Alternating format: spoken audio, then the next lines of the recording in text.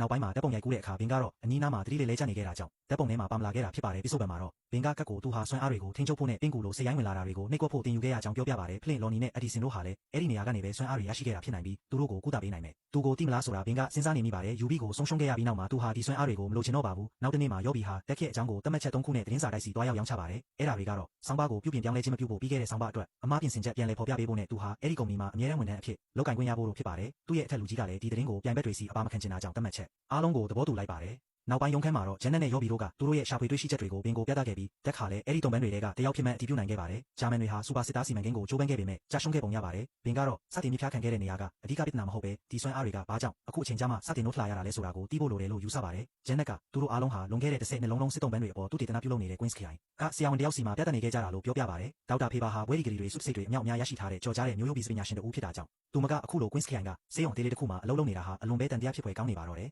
လော်နီကဒေါက်တာဖေဘာဟာလွန်ခဲ့တဲ့6လကတည်းကသူ့စီနဲ့သူ့သူငယ်ချင်းတွေစီလာရောက်ရှာဖွေခဲ့ပြီးစစ်စခန်းအကြောင်းကိုလည်းတီးထားတယ်လို့ဆိုပါတယ်တစ်ဖက်မှာလည်းထောင်ထဲမှာတက်ခါနှိပ်စက်ပြီးစစ်ဆေးမင်းမြန်းခံနေရပေမဲ့ဘာမှမပြောဘဲနာကျင်မှုကိုတောင်လောင်ရနေခဲ့ပါတယ်အဲ့ဒီအချိန်မှာဖလင့်ဟာစေဘာမန်ရဲ့လက်ပါစီအစ်ဖြစ်လာခဲ့ပြီးလော်နီစီသွားကဘဝမှာတခြားရွေးချယ်စရာမရှိတော့လို့စေဘာမန်အတွက်အတူတူလှုပ်ဖို့စီယုံခဲ့ပါတယ်ဆေးရုံမှာတော့ယောဘီကအင်တာဗျူးချိန်အောင်ဆောင်ပြီးဖေဘာကိုအာယုံလွှဲထားချိန်မှာဘင်ကသူမရဲ့ရုံခန်းထဲခိုးဝင်ခဲ့ပါတယ်ဗီဒီယိုထဲကရှိုးဝက်ကန်ထဲမှာနောက်ထပ်ဖိုင်တွေအချို့ကိုသူရှာတွေ့ခဲ့ပါတယ်ကန်ဆိုးစွာပဲယောဘီရဲ့မိကုန်းတွေကြောင့်ဖေဘာကစိတ်ဆိုးသွားပြီးစွမ်းအားတွေအကြောင်းဘာမှမသိဘူးလို့ညှင်းဆိုကရုံခန်းထဲပြန်ဝင်လာခဲ့ပါတယ်ဘင်ကသူမလာတန်ကိုကြားတာကြောင့်ဖိုင်တွေကိုဝက်လိုက်ပြီးလမ်းမတဲ့လူနာအဖြစ်ဟန်ဆောင်ကအမြန်ပဲထွက်ခွာခဲ့ပါတယ်ဖေဘာရဲ့လက်ထောက်အောက်တန်းဟာလည်းတုံပန်းဟောင်းတူအေပီဘင်ကိုကယ်ဆယ်ရေးမရှင်တို့ကအတိုင်းမှတ်မိသွားပါတယ်ဖေဘာကစစ်ဆေးလိုက်တဲ့အခါဖိုင်ချို့ပျောက်ဆုံးနေမှန်းသိသွားလို့အောက်တန်းကိုဘင်နောက်လိုက်ခိုင်းပါတယ်အပြင်ရောက်တော့ဘင်ကပင့်ကူမြင်နဲ့ချိန်ပြီးဝက်ထားတဲ့ဖိုင်တွေကိုယူကာယောဘီနဲ့အတူထွက်ခွာသွားခဲ့တာကြောင့်အောက်တန်းအပြင်ထွက်လာချိန်မှာသူတို့မရှိတော့ပါဘူး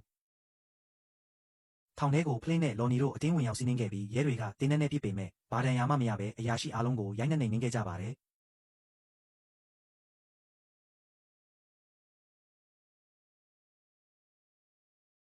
စေဘာမန်လည်းလိုက်ဝင်လာပြီးတက်ကိုသူ့အတွက်အလုပ်လုပ်ဖို့ကမ်းလှမ်းရာကနေသဘောတူညီချက်ရသွားပါတယ်လွတ်မြောက်သွားတဲ့တက်ကလျှက်စစ်ကေပဲကြိုးတွေကိုကင်ပြီးသူ့ကိုနှိပ်စက်ခဲ့တဲ့လူကိုဆွဲနှန်းကလျှက်စစ်ရှော့တိုက်ပြီးတပ်ပစ်လိုက်ပါတယ်ရုံးခန်းမှာယောဘီနဲ့ဘင်တို့တညလုံးဖိုင်တွေကိုဖတ်ရှုကြပါတယ်တုံပန်းတွေဟာရောင်ချီတဲ့အပင်တွေတတုတက်တွေအပြင်တိရစ္ဆာန်တွေရဲ့ဗီဇက်ပစ္စည်းတွေ